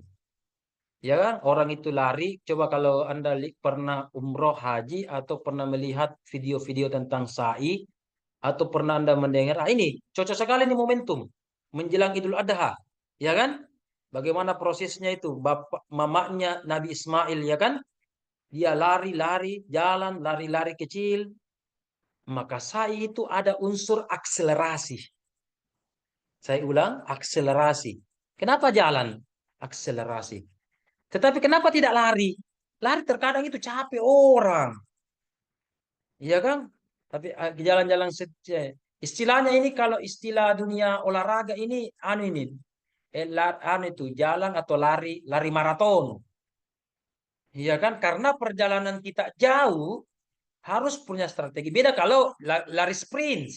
Lari sprint itu istilahnya cepat, ya kan? Tapi jaraknya kan pendek. Siapa itu yang John Bone itu? Siapa itu orang Jamaika, ya kan? Lari sprint. Oke. Ya, kalau pemain bola kan banyak yang lari sprint jago kan? Messi, siapa lagi, Ronaldo, Roberto Carlos dulu dan seterusnya. Tapi kita butuhkan ini sa'i, ada namanya kalau istilah ininya singkatnya ya, kalau dunia olahraga ya lari maraton. Kita lihat itu orang lari maraton. Ya, saya dulu waktu kecil saya tuh biasa ketawa. Itu lari maraton, nah jalan ji. Begini ji. Jalan. Salah itu. Wih, sabi itu ada penampakan saya lihat Herul. Teman kuliah ini penampakan ini.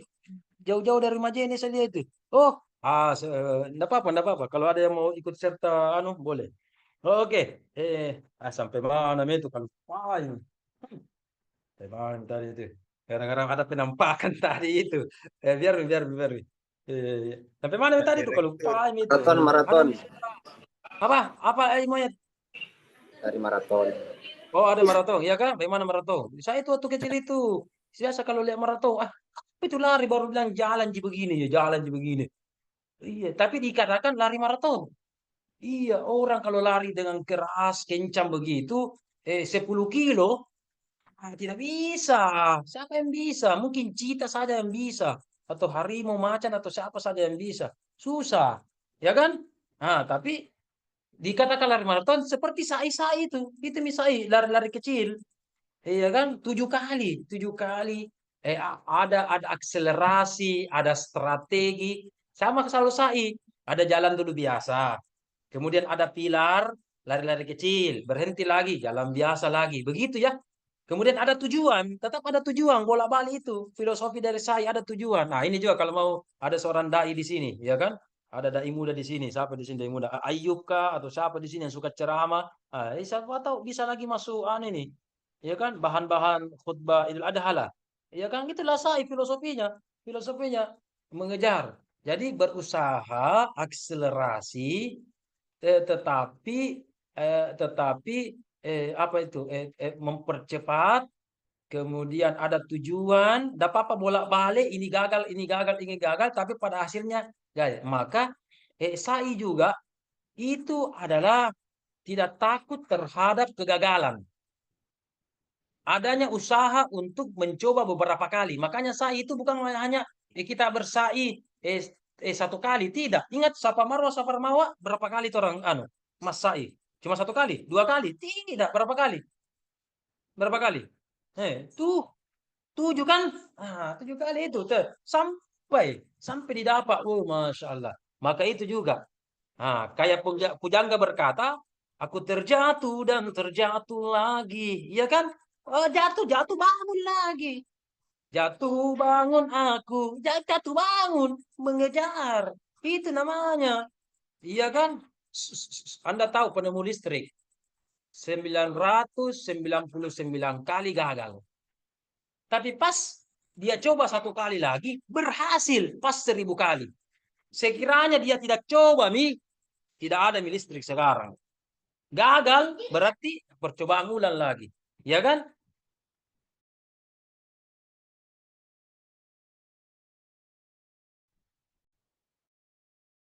Oh, termutki. Ulang, lanjut. Begitu ya. Gagal. Saya punya quote hari ini, ya. Saya punya quote hari ini. Siapa tahu bisa ditulis di Facebook, di TokTok, dan seterusnya. Habiskanlah kegagalanmu sehingga yang tersisa adalah kesuksesanmu. Kita semua punya berapa kali gagal dan berapa kali sukses. Kita sudah punya anak. Ya kan? Ustaz Idan, Ustaz Lauhul, Anda akan gagal sekian kali. Anda akan sukses sekian kali. Maka quote kita hari ini, habiskan gagalmu. Kasih habis memang gagalmu. Kalau habis gagal, berarti tinggal apa? Tinggal sukses. Iya kan? Kalau ada biasa orang belum habis gagalnya, sukses ki, bangkrut lagi. Sukses ki, bangkrut lagi. Iya kan? Tapi jangan putus asa sambalu. Jangan. Oke? Habiskan kegagalanmu. Ditolak judulnya, lanjutkan lagi. Ditolak pembimbing, lanjut lagi. Apa lagi? Lanjut lagi. Jangan. Ya kan? Jangan menyerah. Ada di sini saya lihat itu hari mengajukan judul. Tahu saya sebutkan judul namanya. Wah, hilang ini. 5 menit kemudian, 10 menit kemudian hilang ini. Mana ini orang ini tidak pamit-pamit, tidak chat-chat, hilang ini. Tidak tahu siapa. Ada di sini. Tahu saya sebutkan namanya untuk menjaga nama baik. Ada di sini 1, 2, adalah yang penting laki-laki. Yang tidak tahu siapa di sini. Bilang mana ini orang pijak berudah atau pijak kencing, hilang sering. Ini 1 lembar jika suruh kerja, besoknya tidak ada sampai sekarang 1 bulannya tuh berapa minggu ini. Tidak datang-datang lagi. Iya, cepat sekali hilang. Ini ada ilmu Naruto-nya mungkin ini bisa menghilang-hilang ini. Ada kekuatannya kapan? Karomanya ini. Oke, kita lanjut. Begitu kan? Apalagi di sini sona'a itu adalah perbuatan kecil. Perbuatan kecil. Makanya Allah mengatakan wallahu ya'lamu ma tasna'un, ya.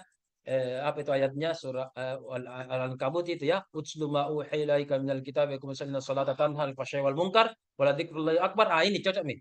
Wallahu ya'lamu ma tasnaun. Sona'a itu adalah perbuatan kecil dan tersembunyi. Tadi kalau saya tanya, apa yang Anda lakukan? Saya duduk.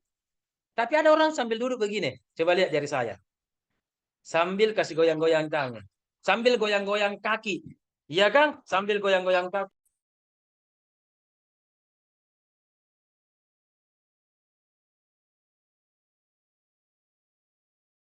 Oh, taraf lagi. Goyang-goyang kecil ya kan? Jadi Anda duduk tapi mungkin sambil main HP. Tidak kelihatan, sembunyi. Goyang-goyang kaki, goyang-goyang tangan, atau sambil itu namanya sona'ah. Sona'ah adalah perbuatan yang kecil yang mungkin dipandang enteng atau yang Anda lakukan sembunyi-sembunyi. Maka Allah apa yang Allah katakan? Wallahu ya'lamu, Allah tahu. Jadi walaupun pekerjaan sepele yang Anda lakukan, Anda tahu. Walaupun Anda lakukan itu sembunyi-sembunyi, tidak ada di orang deh, maka begini, Allah tahu. Allah tahu. Itu namanya sona'ah dalam Al-Quran. Maka ini juga bisa kita bandingkan. Astagfirullah, jam 10 nih. Nanti deh, ada di dosen yang lain yang lanjut, apalagi yang lanjutkan profesor. Kita kadang bukan jadi profesor.